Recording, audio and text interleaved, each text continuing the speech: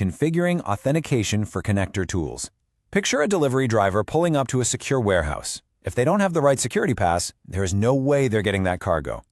Well, in Copilot Studio, your agent needs that exact same kind of pass to access external data. Just like that driver needs clearance at the gate, your agent has to present valid credentials to reach out to external services like your company's database or an HR system. The credential node you configure basically decides who physically holds that security pass. Your choice determines the exact identity the agent assumes. And for the AB 620 exam, you've got to remember that this choice directly dictates which deployment channels are even available to you, simply because different channels handle security in totally different ways. So the first step in understanding this architecture is looking at the default option. Section 1. User-provided credentials. Think of user-provided credentials like your personal corporate credit card. When you book a work flight, you use your card so accounting can track that specific charge right back to you. By default, connector tools use this mode.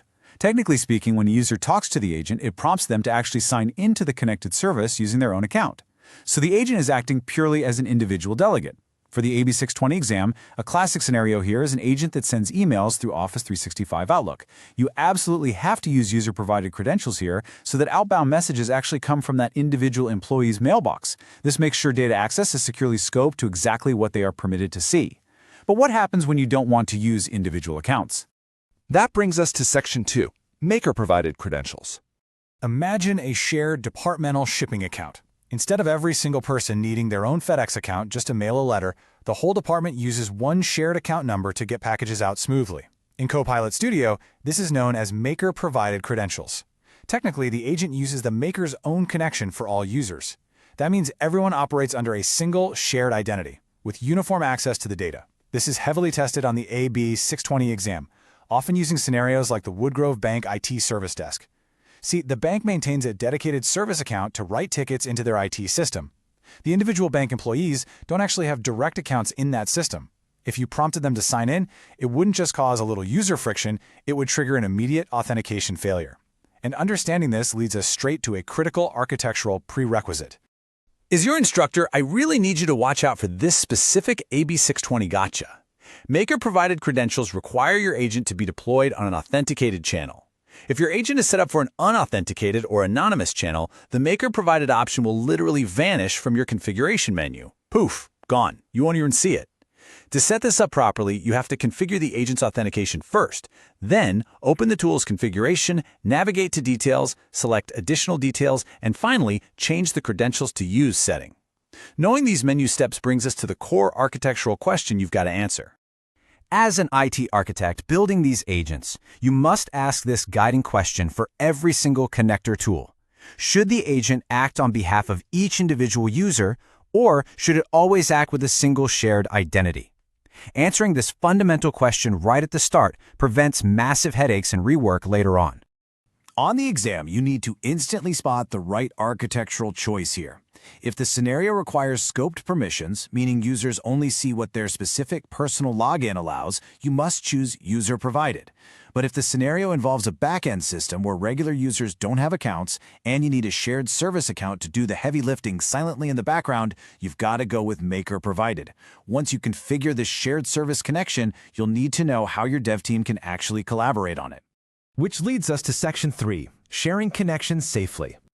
Sharing a connection in Copilot Studio is exactly like handing a co-manager the keys to a secure supply room. If other makers are working on the same agent as you, they absolutely cannot test the integration unless you explicitly hand them the keys to that underlying connection. To safely share it, you actually don't do it inside Copilot Studio itself. That is a massive AB 620 exam trap. Instead, you need to open Power Apps at make.powerapps.com and navigate to the Connections menu. From there, pick the connection you want to share, hit the Share option, and assign the Can Use plus Share permission to the users who need access. This exact sequence makes sure your team can manage and test the connection without creating a bunch of messy, duplicate connections in your environment. Next, we really need to look at a specific limitation when bringing these agents into Microsoft Teams. Section 4, Teams SSO Limitations. Imagine you're given a VIP building pass that opens the main doors of your office seamlessly. But when you get to the cafeteria, you still have to pull out a separate physical ticket to buy food.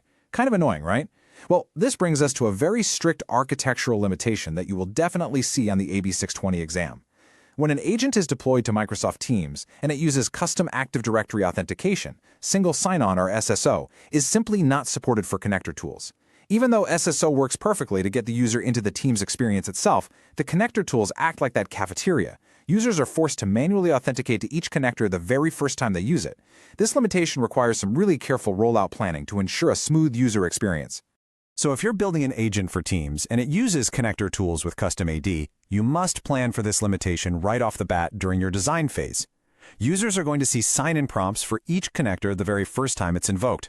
Operationally, this means you need to set up these connections in advance and, crucially, communicate this manual sign-in process to your users before the official rollout. You do not want them surprised by unexpected prompts.